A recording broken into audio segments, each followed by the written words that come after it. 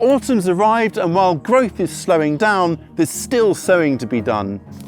Today I'll be starting off some winter veggies, nourishing my soil with a cover crop, and I will be starting off a truly unusual mystery vegetable that you definitely won't want to miss out on, so stick around to the end. Salad onions, also known as spring onions or scallions, are a staple in my garden. Now there's still time to get in a final sowing of them if you get them in pronto, and you can offer just a little bit of cold protection, and more on that shortly. It's important to use a really hardy variety to sow this late in the season. Now I'm starting with weed-free soil, and I've added a little bit of organic fertiliser to this, and it's just been raked in, and now I'm going to mark out my drills or rows. You can use a trowel or a hoe for this, and these guys are going just about a centimetre or just under ½ inch deep like that. I'm going to space them about 10 to 15 centimetres, that is 4 to 6 inches apart. I'm going to sow these salad onion seeds really thinly, and by that I mean dropping about 1 to 2 seeds every ½ inch or centimetre or so. Now it's worth taking your time over this, because ultimately it will save you time later on thinning or pulling out the excess seedlings. Nice and steady, just watch for each individual seed to drop. Now, sometimes onions can be a little bit disappointing and fail to germinate properly, and that's because the seed, in my experience, really doesn't last long at all. So to avoid any problems, I would start with really super fresh seed, and that way you'll get good germination rate.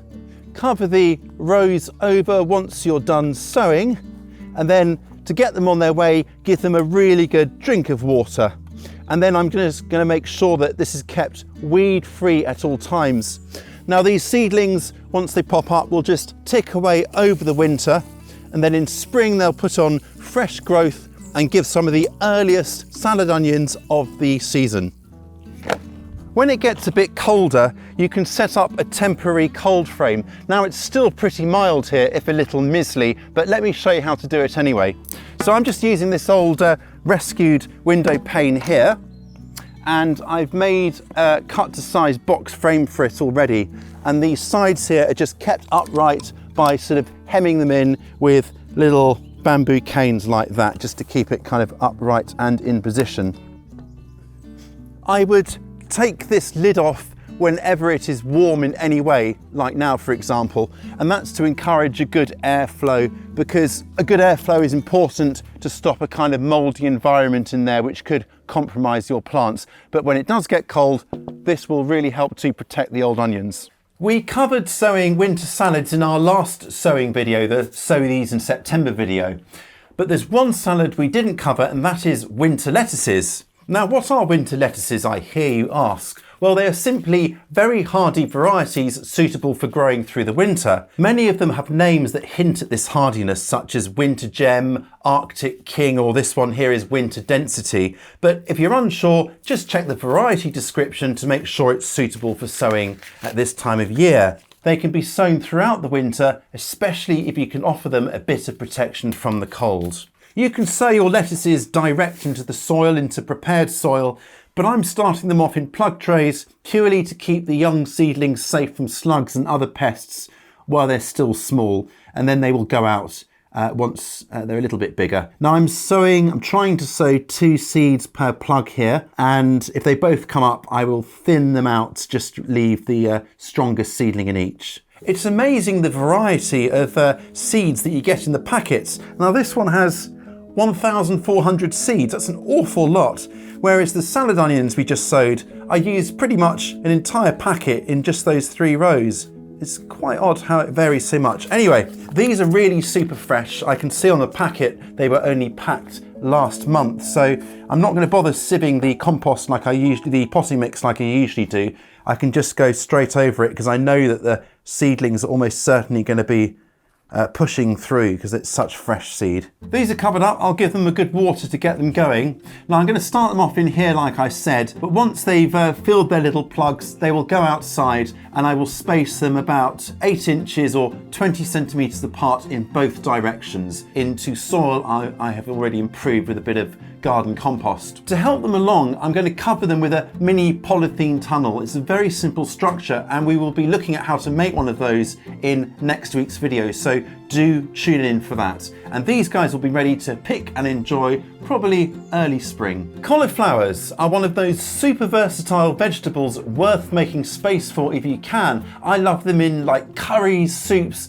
and as a bloat-free alternative to rice. Now, they have got a bit of a reputation as being tricky to grow, but the trick is to make sure that they grow on steadily uninterrupted by potting them on where they need to and by planting them out promptly and keeping them well watered. Do that and they should grow just fine. Autumn sowing cauliflowers offer a not to be missed opportunity to bag yourself an extra early crop next summer. Now, I reckon they're a little bit easier to grow than other cauliflowers, and that's because they're often done before the real heat of summer can thwack them back, and they're also completed before those pesky caterpillars start to nibble at brassicas, so they often avoid those pests too.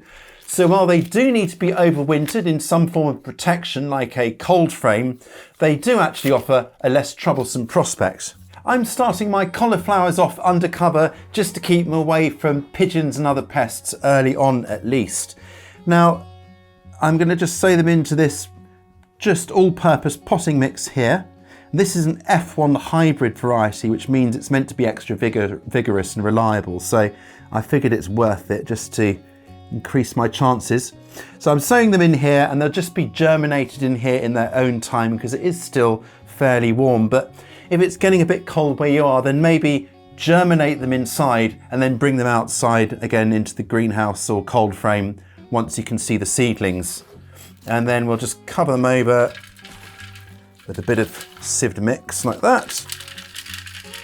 Once the seedlings are up, I will carefully transfer them into their own plugs or pots, handling them by the leaves only to avoid snapping the delicate stem. They'll then grow on under protection until it's time to go out in spring. And at that point, they should be around, 6 inches or 15 centimeters tall roughly. And I will plant them about 1.5 to 2 foot, that is 45 to 60 centimeters apart in both directions. With more ground being vacated by summer crops, we've got a golden opportunity to sow ourselves a cover crop or green manure. Now, a cover crop is simply a crop that gives something back to the soil, either by improving its structure, its fertility, or both. It will also keep the soil covered, protecting it from heavy rain or, in the summer, intense heat. And here's what I'm going to be sowing. It's a winter mix, and look at that chunky seed packet. It's got 2 great cover crops in here. It's got winter tares, which will fix nitrogen at the roots for a future crop, and it's got grazing rye or ryegrass, which has really deep roots and therefore helps to break up the soil and improve its structure. Once this is sown, it'll grow, germinate and spread really quickly, cover the soil over winter, and then I will dig it in or hoe it in early spring, a couple of weeks before I'm ready to sow or plant. Time to sow. Just get a nice even coverage, broadcast or scattering the seeds evenly over the surface like that. And then we'll rake it in once we're done. Now I'm just gonna let the gentle autumn rains start this off, no need to water it. What I love about this is that we're creating all this lovely biomass to enrich the soil, literally out of thin air and of course a bit of rain, and that's it. It's almost sort of like magic, isn't it? And it's really useful if, like me, you do struggle to make enough of your own garden compost. And we're raking it in just so the seed is in good contact with the soil. And at last, our mystery plant. And what is it? Well, it's called the oyster leaf plant, Latin name Martensia maritima. It's also called the vegetarian's oyster because this fleshy-leafed plant has a salty tang and a seafood flavour. The oyster leaf plant originates from the rocky shores and shingly beaches of northern Europe, including Scotland, as well as Alaska, maritime Canada and New England. Apparently it really does taste reminiscent of oysters. And here they are, and you know this is something special by this slightly unusual seed packet. Now the seed packet recommends storing them in the fridge for 2 weeks before sowing, presumably to start breaking their dormancy. Originating from the coast, These guys can be submerged under sea for up to 2 weeks at a time and can survive incredibly cold temperatures. These are really tough cookies. Rocky, sandy shores obviously mean one thing. They like really, really well-drained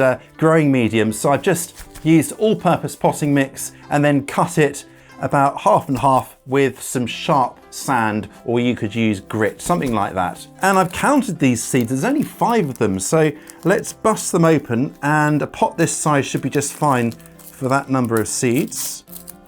Don't lose them, whatever, crikey. Let's see what we got here.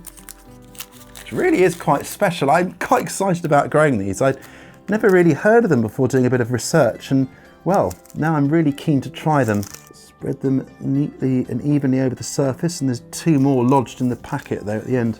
Right, and now we're just going to cover them over with, you know, just under 1 centimetre or like 1/3 of an inch or something of more of our really well-drained potting mix. Pat it down and give it a good water.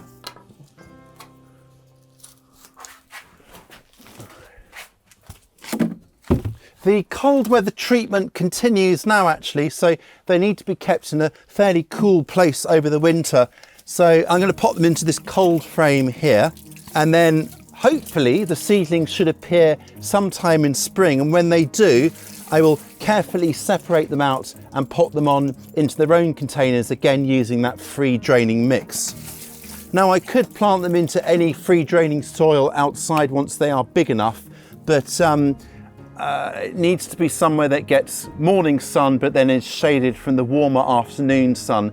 I'm going to play it safe, I think, and just continue to grow them in larger containers in that draining mix. So in they go, and I will check on them from time to time just to keep them nicely moist. I really can't wait to try these. There's more to be doing over the coming weeks, and in our next video I will be sharing ideas to get your garden shipshape and ready for winter. I'll catch you next time.